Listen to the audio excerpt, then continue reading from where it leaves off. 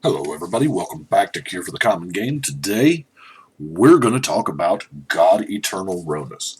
But before we do, we are going to give a shout out to one of our good little patrons, Mr. Patrick Sheenan. Thank you, Patrick. Thank you very much.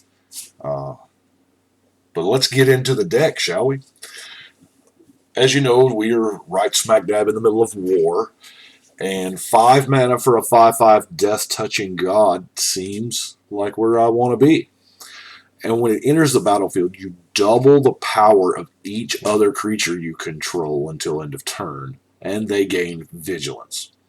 And then, of course, he has the long term plans clause.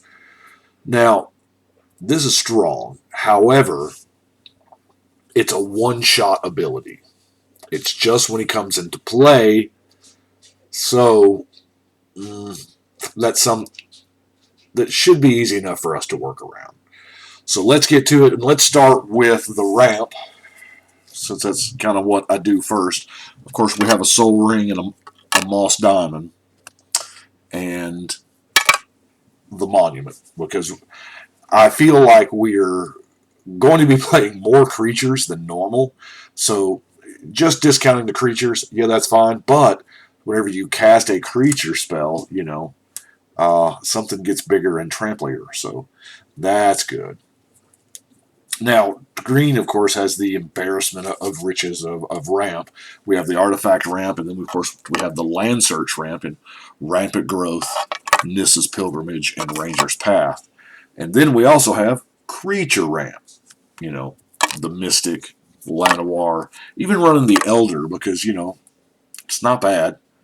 And the acolyte. I mean, we're playing mono green with a lot of dudes, so a lot of permanents.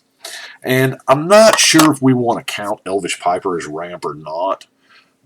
It does allow us to cheat a mana cost later on, but it's a 4 mana 1/1 when we play it. That doesn't really do anything that turn. So, maybe, maybe not. Now, card draw. Of course, Elemental Bond, we have quite a few creatures with power 3 or greater. So, of course, we're running that one plus the pack leader because the pack leader is a creature. We're running Hunter's Prowess. That many cards. That's pretty sweet, especially if you look down, you've already done your Rhonas thing, and you throw it on Rhonas. Yeah. Soul's Majesty, because here again, Rhonas is talking about doubling power, and we're playing with some decent sized creatures here. Now, Beast Whisperer, Soul of Harvest, and Garrett Ford are kind of, obvious choices. But let's talk about Greater Good. Greater Good is amazing. Now, imagine if there was no downside to Greater Good. Okay, so what we're going to do is we cast Rhonas. He's done his thing. We probably hurt somebody really bad, or maybe even, put him out of the game. But we've still got to keep playing because we got other opponents. Well, we're going to sacrifice Rhonas to the Greater Good to draw 5 and discard 3. But here's how we're going to do it. We're going to sacrifice Rhonas to the Greater Good, and then his long-term plans ability is going to go on the stack and resolve. And we're going to put him third from the top, and then we're going to draw 5. So we're going to keep drawing into Rhonas with Greater Good. Yeah. Yeah, you just keep drawing him. And, since you're casting from your hand, there's no commander tax there. So we're just going to keep getting that ability over and over for the price of admission.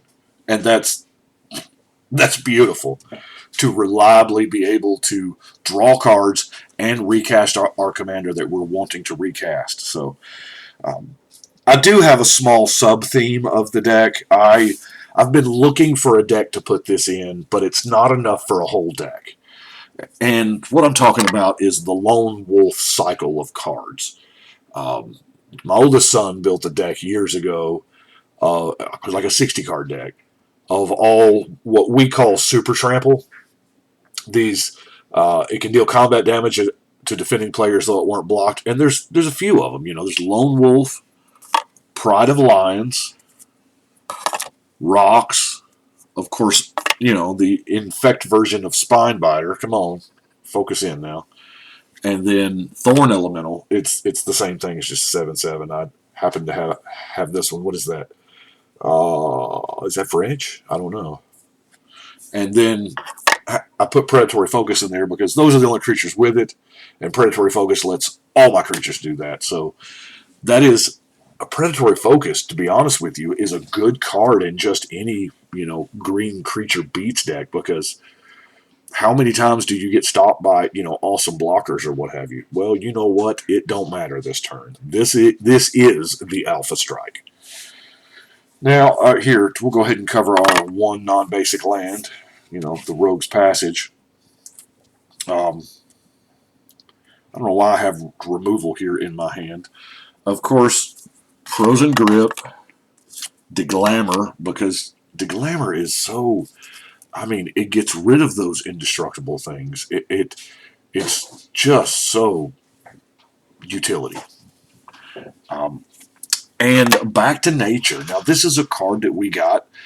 Okay, it's been a long time since Wizard says it, or has said it, but they've said once upon a time that they try to avoid doing strictly betters.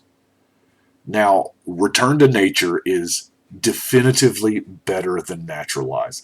It is the same speed, the same cost, and you get one more option. A valid option at that. So, I don't know that I'm going to go back through, 413 decks and swap out all my Naturalizes, because, quite frankly, I don't know that I have that many Return to Natures, but I figure I might. But, going forward, this is going to be hard to top when I start running out of grips and glamours. Okie dokie. And, we don't have a whole lot of enchantments, so I figure Back to Nature is probably a good thing. Let's look at our creature removal. Of course, we have Rex Sage, Viridian Shaman, Conclave Naturalist. Here again, we're trying to get creatures on the board because, Rhonas encourages us to play with creatures. The Uktabi Orangutan. Oh, it's hard for me to call that by the right name. Acidic Slime, and the green Doomblade. Yeah, I consider this removal because that's exactly what it is. We in Mono Green are going to play this probably just like a Doomblade. When a creature is attacking you, and you're just going to flash it out and block it and death touch it. Yeah. Now, let's get to some creatures, shall we? Some big stuff. Running this guy just because he has when it enters, everybody gains trample, or other creatures gain trample.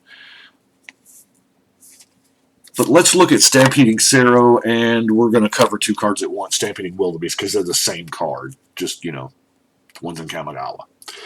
And this is what really benefits. Now, the drawback here for our 5 mana trampling for 4 mana is that we have to bounce a green creature during our upkeep.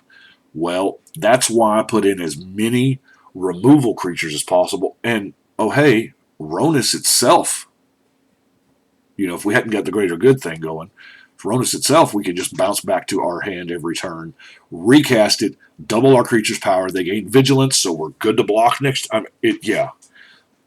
The two Stampedings are really, really nice.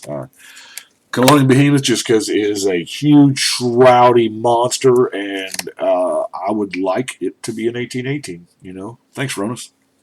Avatar of Might just probably should see more play as it is.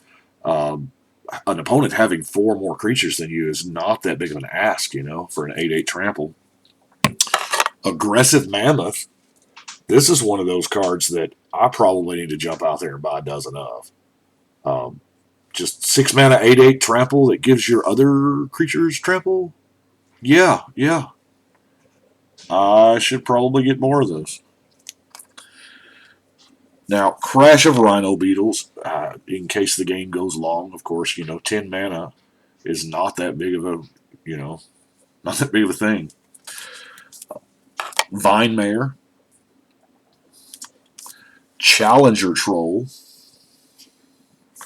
Goreclaw, Rampaging Baloth, Gaia's Revenge. Now there are a lot of creatures that we could put in here. I mean, yeah, Rhonas doesn't say green, so you could totally run the Eldrazi package, and you can totally run uh, uh, Big Daddy Craterhoof Behemoth and the Ibex and all that stuff, and those are great. Don't get me wrong. Palaka Worm, Plated Crush. Now, just because it has hexproof, and that matters. Trample and hexproof. Molgraph Monstrosity. But our last creature here, let's talk about the Great Worm. And I do appreciate that this card, I should actually have labeled it on there. This card was donated to the cause by one Mr. Danny Mason. Thank you very much, Danny. He stomped me last night, but it's all good. He had a great draw with that deck. I think he ended up having 3 different commanders under his control. It was awesome. But anyway, Impervious Great Worm, yeah, it's 10 mana, but it's 16/16 indestructible. Now, we've got enough stuff to pass out Trample. But yeah, 10 mana is a lot, so, that's kind of why I'm put Dramatic Entrance in there, because y'all know how much I love surprise 16/16 indestructibles. What? Yeah. That's a thing that I am going to do. Also running the Finale, because,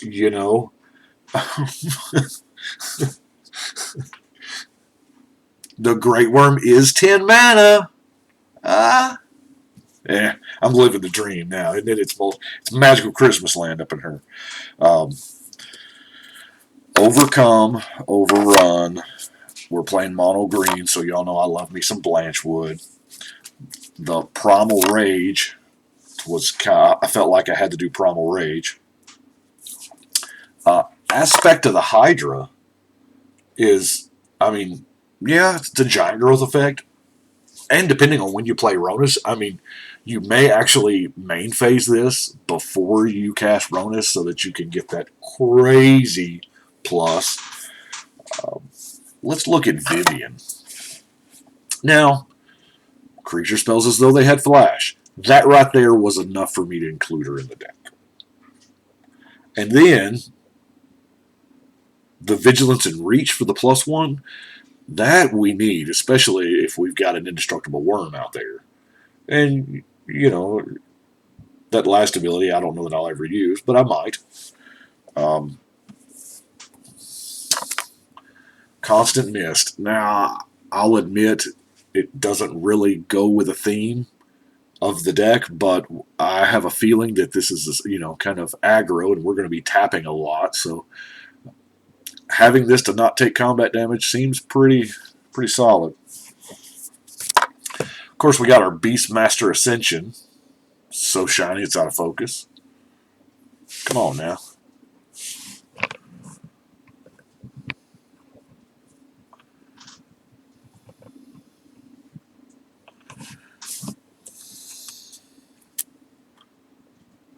Well, Beastmaster's just not going to do it, is it? There it is.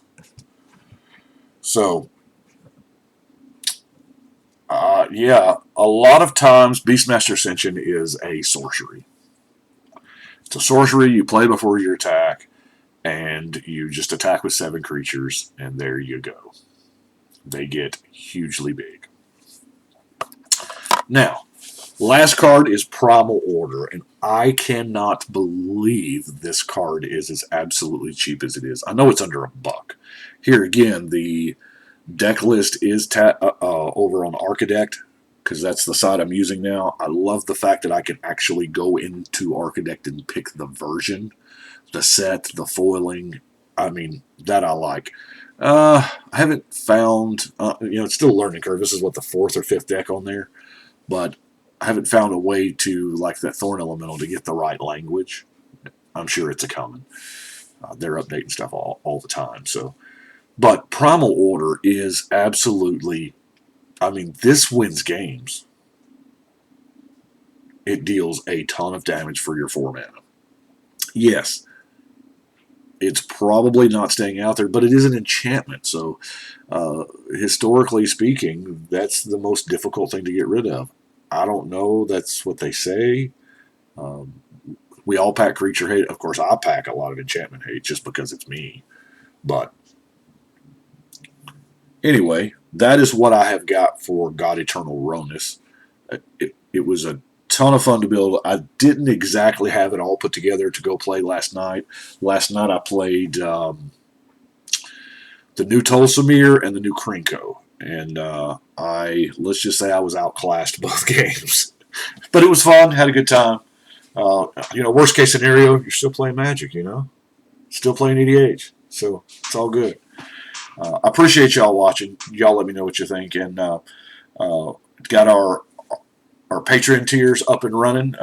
If y'all would like what you see and you would like to support, just click down below in the show notes there. There's a link to Patreon. But thank y'all so much. But right now, I think it is time to shuffle and cut.